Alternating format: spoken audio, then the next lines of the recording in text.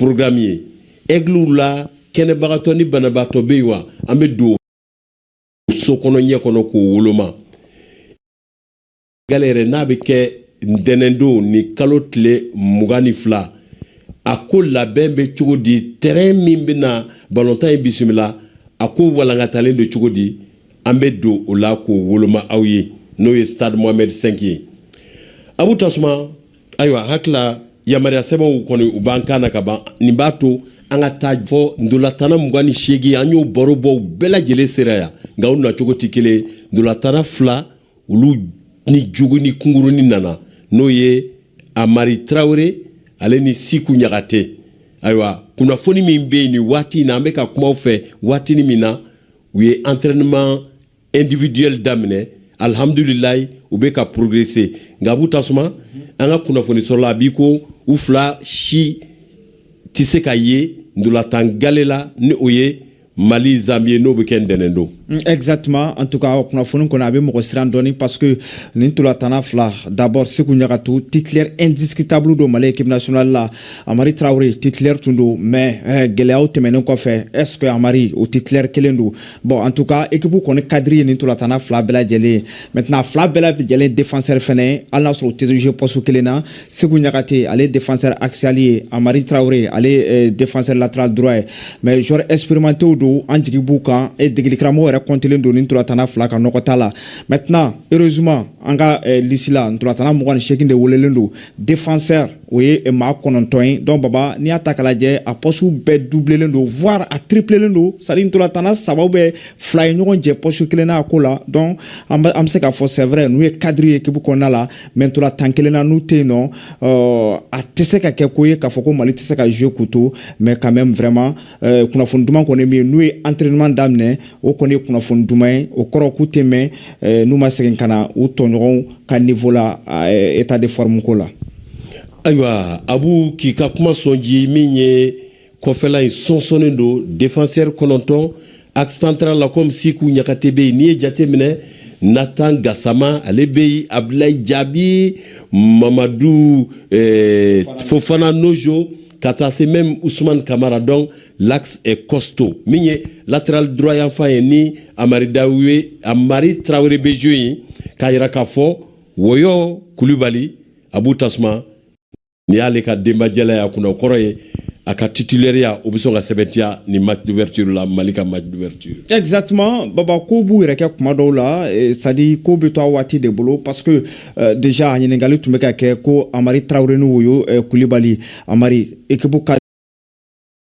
c'est vrai an tɛna segin kɔrɔlen fɔlen kan mais Amari a seginna ka na sisan est ce que Amari kɔrɔ do Amari a bɛna kɛ titulaire ou bien a tɛna kɛ titulaire ye au vu que Woyo Kulibali baba a ye prestation min kɛ Samata Sɛgɛw fɛ a ka ballontan a ye malidenw ɲɛfa Woyo yɛrɛ nisɔndiyala a ka ballontan na a donni kama vraiment a ka performance ɲɛna Samata Sɛgɛw fan fɛ c'est vrai ani Amari ka expérience tɛ kelen mais ni bana ko nana don Amari ta la ale tɛ à 100% a se ka prêt ka bɛn min ntolantan fɔlɔ ma contre la Zambie donc il y a cogo min na nin kɔni sira dayɛlɛlen Woyo Kulibali ye donc a ka se ka peut-être a ye prestation ɲɛnama min kɛ Mali équipe fɛ match officiel la sisan surtout CAN kɛnɛ kan ni ɲa ka première CAN avec les Aigles a ka se k'i jɔ jɔyɔrɔ la ka ɲɛ en tout cas sigi kɔlen do ka a cɛden kɔnɔ c'est un joueur d'avenir et an ɲɛba ka ko taabolo la cogo min na Samata Sɛgɛw fan fɛ Woyo Kulibali. Ayiwa Abu Tasuma Aiglou ye maa 28 ye an bɛ se k'a fɔ l'infirmerie est pratiquement vide sabu banani fila bɛ ka entraînement kɛ mais nouvelle duman ye min ye joueur 28 tɔ olu bɛ top la hali kunnafoni exceptionnel min ye an ka jalatigi Yves Bissouma contre toute attente balanako la Yves Bissouma ale bɛ entraînement collectif la depuis kunasini Abu Tasuma ni kunnafoni ni kɛra nisɔndiya ye entraînement collectif o kɔrɔ ye gɛrɛsɛgɛ bɛ i ka ballon yɛrɛ ta jama fɛ min ye match yɛrɛ la. Oui, en tout cas Yves Bissouma baba a ka kɛnɛya a sira bɔli a bɛ ka teliya kosɛbɛ il faut le reconnaître tu sais fɛn dɔ ye fɛn dɔ fura ye depuis aw la équipe nationale na baba c'est vrai a kumaw cayara dɔɔni mais Yves Bissouma a bɛ i n'a fɔ o ye ni kura d'a ma o ye galabu kura fiyɛ a la o yɛrɛ kɛra Yves Bissouma ka bana fura ye c'est-à-dire nana équipe nationale nga degeli karamɔgɔ ye dana dan kan ne de jalatigi ye donc c'est vrai gɛlɛya tun bɛ n kan mais degeli karamɔgɔ ye dana dan kan ko n kana faso kumabɔli kɛnɛ kan farafina bɔlɔntanba kɛnɛ kan donc a bɛ n'a fɔ o yɛrɛ kɛra dama fura ye i bisuma ma donc o y'a dɛmɛ kosɛbɛ a ka récupération ni fɛn dɔw la n'a ye entraînement collectif n'o ye jɛ ka baara y'a tɔ ɲɔgɔn nɔfɛ k'o baaraw daminɛ o degeliw daminɛ o kɔni ye kunnafoni duman ye a tɔ yɛrɛ bɛ to degeli karamɔgɔ ka choix bolo yɔrɔ dɔ la en tout cas a ka se ka ye contre la Zambie sinon vraiment bi kɔni nin b'a yira k'a fɔ baaraw taabolo ko i bisuma pratiquement après len don min ye kan in kama tiɲɛ yɛrɛ la nin ye kunnafoni duman ye déjà il bisuma an yɛrɛ ɲɛ b'a la baba ambiance la il faut les reconnaître séance d'entraînement mun kɛra ka tɛmɛ an y'a jɔyɔrɔ ye déjà an bɛ k'a senti ani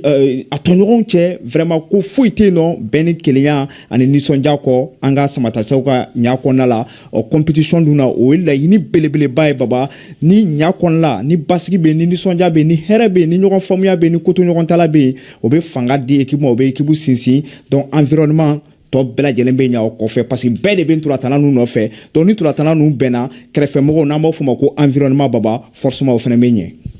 En tout cas, dans le QG des Aigles, ici à Casablanca,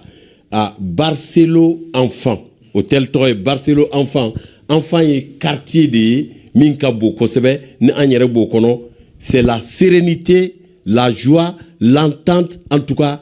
ben de pays, c'est vraiment une très bonne atmosphère. Alors, la pub, on se retrouve pour le programme rapidement. Ametara Samata Segoka,